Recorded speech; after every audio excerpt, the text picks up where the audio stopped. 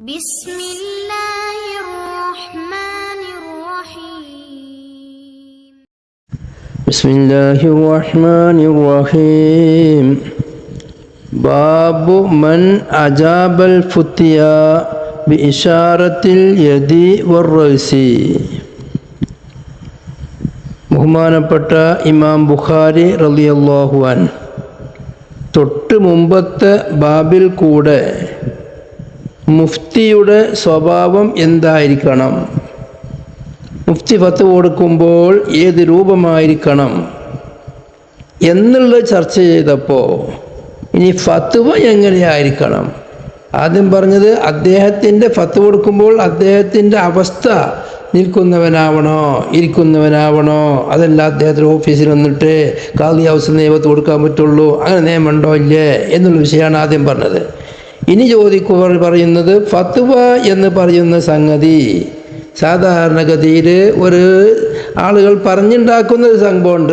ഫത്വ എന്ന് പറഞ്ഞാൽ എഴുതി ചോദിക്കണം, എന്നിട്ട് അതിനൊക്കെ എഴുതി അതിൻ്റെ ആ ചോദ്യത്തിൻ്റെ അടിയിൽ മറുപടി കൊടുക്കണം, അപ്പോഴേ ഫത്വ ആവുള്ളൂ എന്നൊരു പറച്ചിലുണ്ട്. അതൊരു ശൈലിയാണ് എന്ന് പറയാന്നല്ലാതെ ഫത്വക്ക് അതൊന്നും ഷർത്തല്ല. ഫത്വക്ക് എഴുതിയല്ലാതെ വാക്കാൽ ചോദിക്കാം, വാക്കാൽ ചോദിച്ചതിനേക്ക് ഇഷാറത്ത് കൊണ്ട് മറുപടി കൊടുക്കാം. എഴുതി തന്നെ മറുപടി കൊടുക്കണമെന്നില്ല, വാക്കാൽ തന്നെ മറുപടി ആവണേണ്ടതില്ല എന്നതാണ് ഈ ബാബ് കൊണ്ട് ഉദ്ദേശിക്കുന്നത്. ഇവിടെ ബയാൻ ചെയ്യുന്നത് അതാണ്. ബാബുമൻ ഒരാളെ സംബന്ധിച്ച് പറയുന്ന ബാബാണ്. ഞങ്ങളെടുത്താരാണ് അജാബ, അവർ ഫത്വ മറുപടി കൊടുത്തു അൽ ഫുത്തിയ ചോദ്യങ്ങൾക്ക് ബിഇശാറത്തിൽ യദി കൈ കൊണ്ട് ഇശാറത്താക്കൽ കൊണ്ട്, വറസി തല കൊണ്ട് ഇശാറത്താക്കൽ കൊണ്ടും ഫുത്തിയക്ക് ചോദ്യത്തിനക്ക് മറുപടി നൽകി. അങ്ങനെയുള്ള ആളുകൾ സത്യത്തിൽ യഥാർത്ഥത്തിൽ അവർ പഴിച്ചു പോയവരാണോ അതല്ല അതും ഫത്വൻ്റെ ഒരു മാർഗം തന്നെയാണോ എന്ന് വിശദീകരിക്കുന്ന ബാബാകുന്നു. വബിഹി ഖാലൽ ഇമാമുൽ ഹാഫിളു അമീറുൽ മുഅ്മിനീന ഫിൽ ഹദീസ് أبو عبد الله محمد بن إسماعيل البخاري رضي الله عنه حدثنا موسى بن إسماعيل قال حدثنا وهيب قال حدثنا أيوب عن إكرمة عن ابن عباس رضي الله عنهما وعنهم أن النبي صلى الله عليه وسلم سئل في حجته فقال ذبحت قبل أن أرمي فأومأ بيده قال لا حرج قال حلقت قبل أن أذبح فأومأ بيده ولا حرج.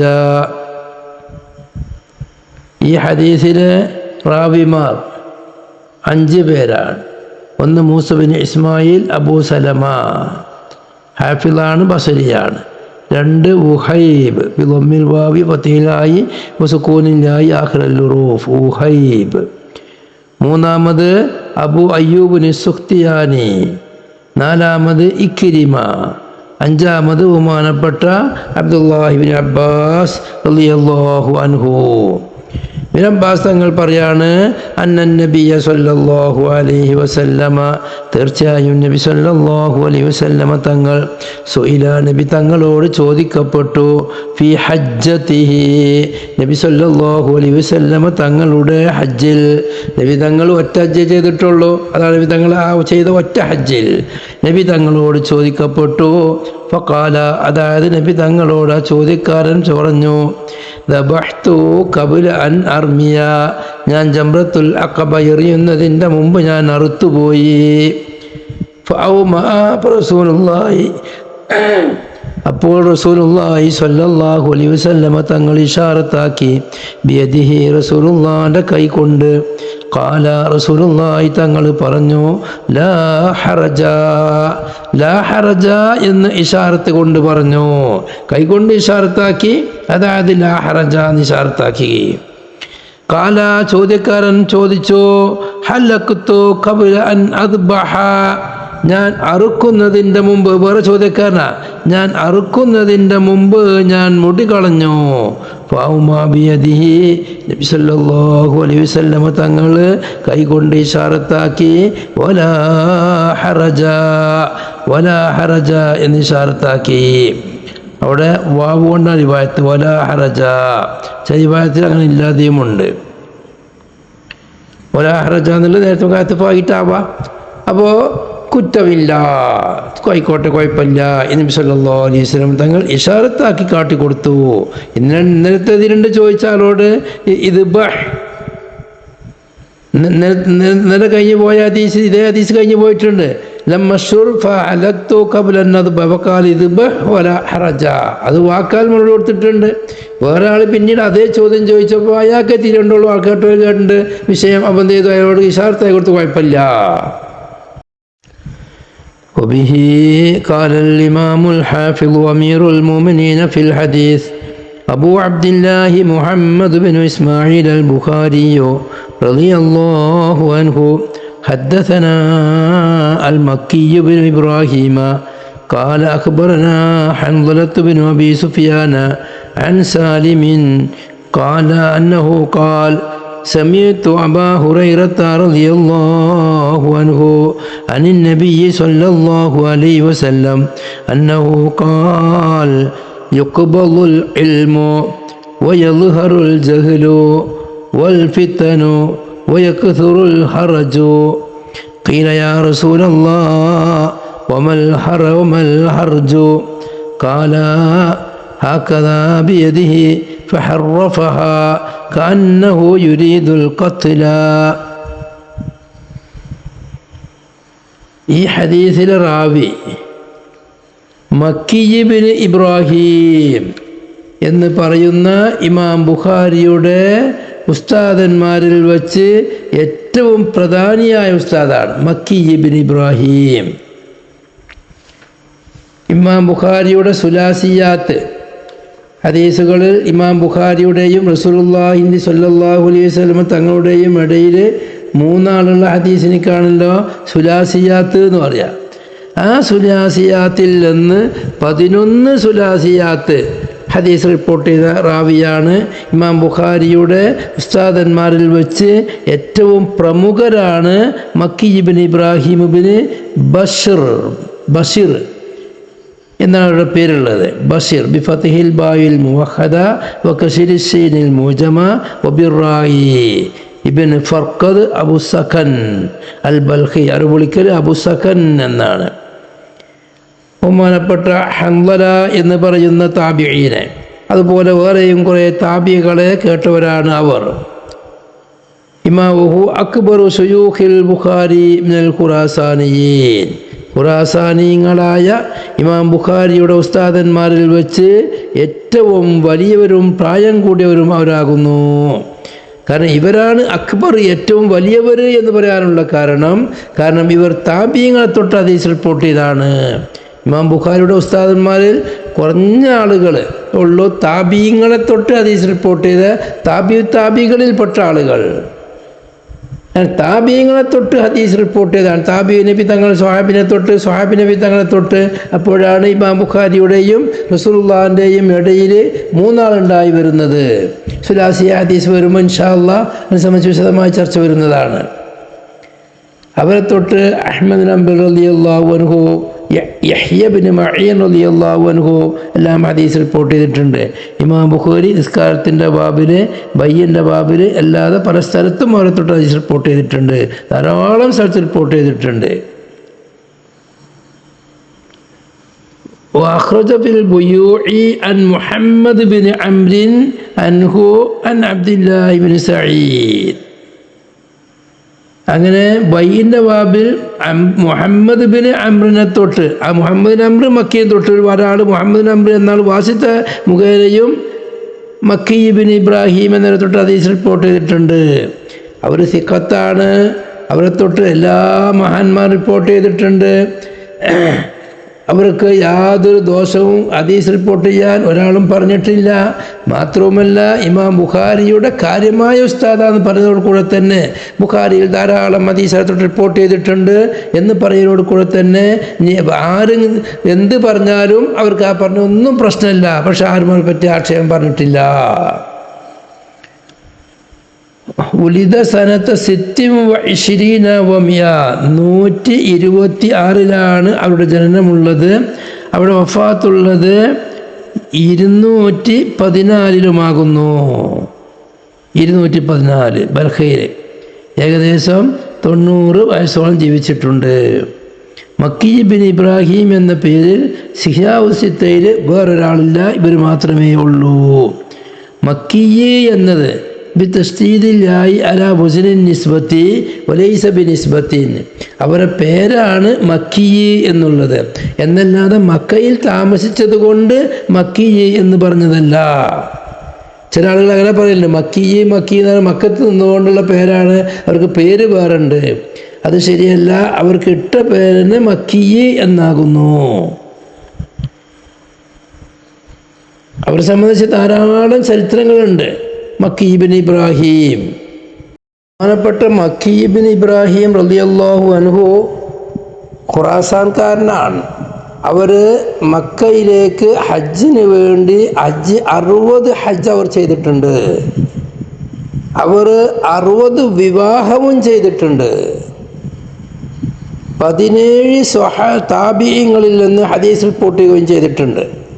മഹാനവർകൾ അവസാന കാലം പറഞ്ഞു, എന്നിലേക്ക് ജനങ്ങൾ ഇത്രമാത്രം ആവശ്യമുണ്ട് എന്നുള്ള വിവരം എൻ്റെ ചെറുപ്പത്തിൽ ഞാൻ അറിയുകയാണെങ്കിൽ അന്ന് ഞാൻ താബീങ്ങൾക്ക് നിന്നല്ലാതെ ഒരൊറ്റ ഹദീസും പഠിക്കുമായിരുന്നില്ലായിരുന്നു.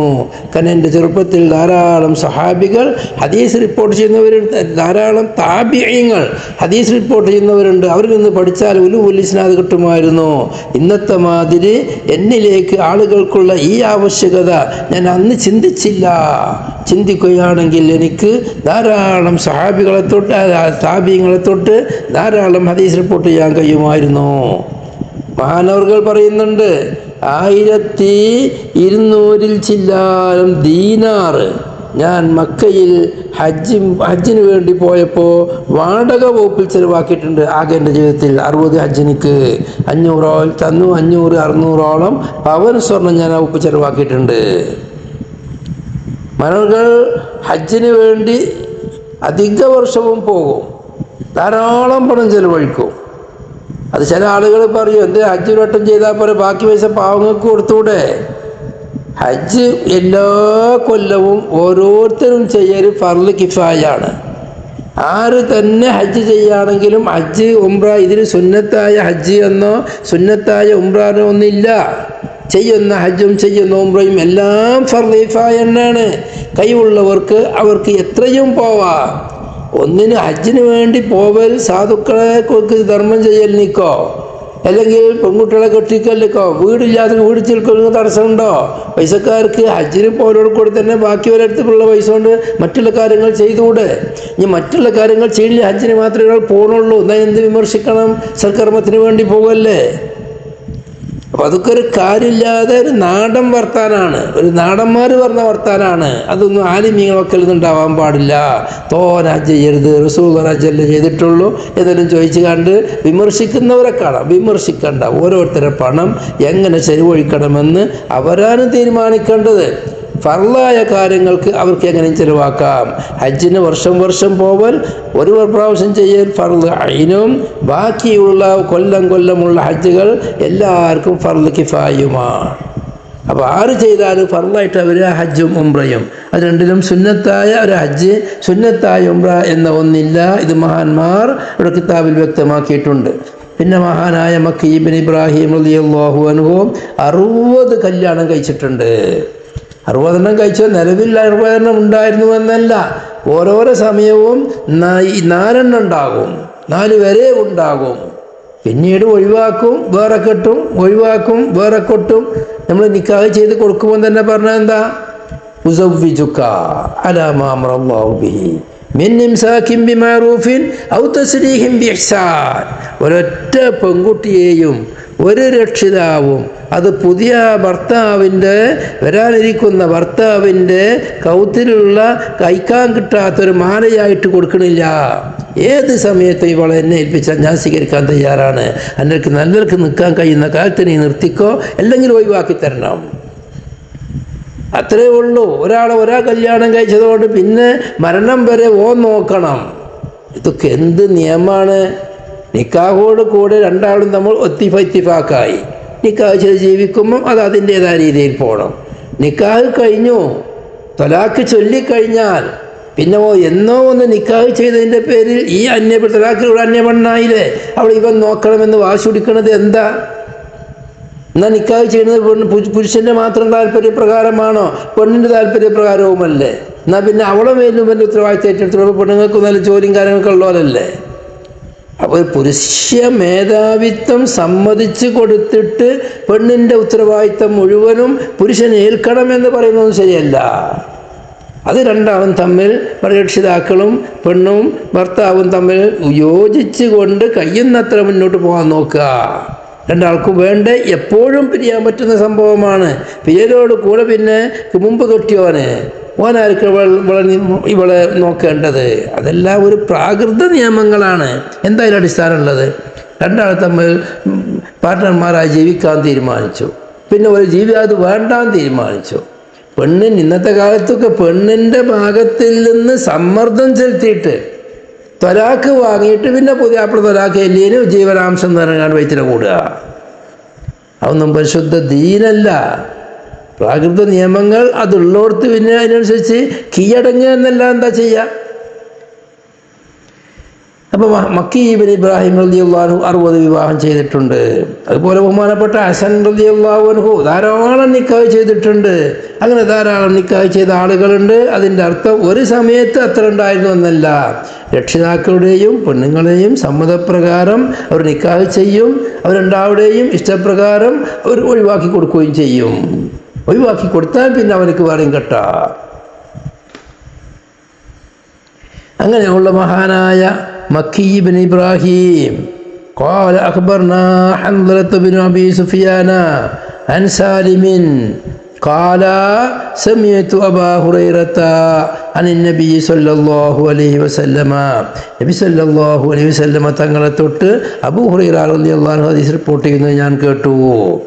قال أنه قال رسول الله തങ്ങൾ പറഞ്ഞു യുഖ്ബലുൽ ഇൽമു, ഇൽമിനെ പിടിക്കപ്പെടും. ദുനിയാവിൽ നിന്ന് ഇൽമ ഇല്ലാത്തൊരവസ്ഥ എത്തും. വയദ്ഹറുൽ ജഹ്ലു, ജഹ്ല് അരാജകത്വം, അറിവില്ലായ്മ, പാമരത്തരം വ്യക്തമാകും. അത് നിയമമായി വരും. ഒരാൾ അറിവില്ലാത്തവനായി ജീവിക്കൽ അത് നിയമമായി വരും. വല്ലാത്തൊരു കാലാണ്. ജഹ്ല് ലാഹിറാകുക, അത് നിയമത്തിനിക്ക് അനുകൂലമായതായി വരിക. അറിവ് ലോകത്തുനിന്ന് പോവുക. വൽ ഫിതനു, ഫിത്നയും വെളിവാകും. വയക്തുറുൽ ഹർജു, ഹർജ് അധികരിക്കും. ഖീല, റസൂൽ ചോദിക്കപ്പെട്ടു, യാ റസൂലല്ലാഹ് വമൽ ഹർജു, അല്ലാഹുവിൻ്റെ റസൂലേ എന്താണ് ഈ ഹർജ്? സ്വഹാബത്തിൻ്റെ കൂട്ടത്തിൽ അറബി ഭാഷ മുഴുവനായി അറിയുന്ന ഒരാളുണ്ടെങ്കിൽ അത് റസൂലുള്ള മാത്രമേ ഉള്ളൂ. നബി തങ്ങളുടെ പല പ്രയോഗങ്ങളും അതുപോലെ ഖുർആനിലെ ചില പ്രയോഗങ്ങൾ അവർ ചോദിച്ചാലുണ്ട്, അതിൻ്റെ അർത്ഥം എന്താണെന്ന് ചോദിച്ചവരുണ്ട്. അതാണ് നബി തങ്ങൾ ഹർജ് കൂടുതൽ അധികരിക്കും എന്ന് ചോദിക്കപ്പോൾ സദസ്സിൽ നിന്നുള്ളൊരു അറബി ചോദിക്കുകയാണ്, എന്താണ് ഹർജിൻ്റെ അർത്ഥം? ഖാല റസൂലുള്ളാഹി സ്വല്ലല്ലാഹു അലൈഹി വസല്ലം പറഞ്ഞു, ഹാകദാ ബിയദിഹി, നബി സല്ലല്ലാഹു കാലാൽ നബി തങ്ങൾ ഇശാറത്താക്കിയതാ. ഹാകദാ, ഇങ്ങനെ, ബിയദിഹി, നബി തങ്ങൾ കൈകൊണ്ട് ഇശാറത്താക്കി. ഫഹറഫഹ, നെടുത്തിട്ടുണ്ട് ആ കയ്യിൻ്റെ ഒരു ഭാഗം, തെല്ല് അറ്റം, ആ അരുണെ തങ്ങൾ ചരിച്ചുകൊണ്ട് ഹാകദാ, തലവെട്ടുന്ന രൂപം, തല അരിയുന്ന രൂപമാണ് കാട്ടിക്കൊടുത്ത കൈകൊണ്ട്. ഇതാണ് തലവെട്ടലാണ് ഹർജ് എന്ന് പറഞ്ഞാൽ. കന്നഹു നബി സല്ലല്ലാഹു അലൈഹി വസല്ലം തങ്ങളായതുപോലെയുണ്ട്. യുരീദുൽ ഖത്ല, കൊലയെ ഉദ്ദേശിക്കുന്നവരായതുപോലെയുണ്ട്. അപ്പോൾ കൊല കൂടും എന്ന് വരുത്താൻ വേണ്ടി ഹാക്കതാന്ന് കൈകൊണ്ട് കൈ ചരിച്ചിട്ട് അത് കാട്ടിക്കൊടുത്ത് തല വെട്ടുന്ന രൂപം കാട്ടിക്കൊടുത്തു. അപ്പോൾ ഹദീസിലുള്ള പഠനം നമുക്കുള്ള പഠനം അവിടെയാണ്. ഈ ബാബുമായിട്ട് ബന്ധം ഫത്വ കൊടുക്കണമെങ്കിൽ ചോദിക്കുന്നവനിക്ക് എഴുതി ചോദിച്ചോളണമെന്നില്ല, ആ ചോദ്യത്തിൻ്റെ അടിയിൽ തന്നെ മറുപടിയും എഴുതിക്കൊള്ളണമെന്നില്ല. ചോദ്യത്തിനുള്ള മറുപടി, ചോദ്യം വാക്കാൽ ചോദിച്ച ചോദ്യത്തിനേക്ക് ഇശാറത്താൽ മറുപടി കൊടുക്കാം.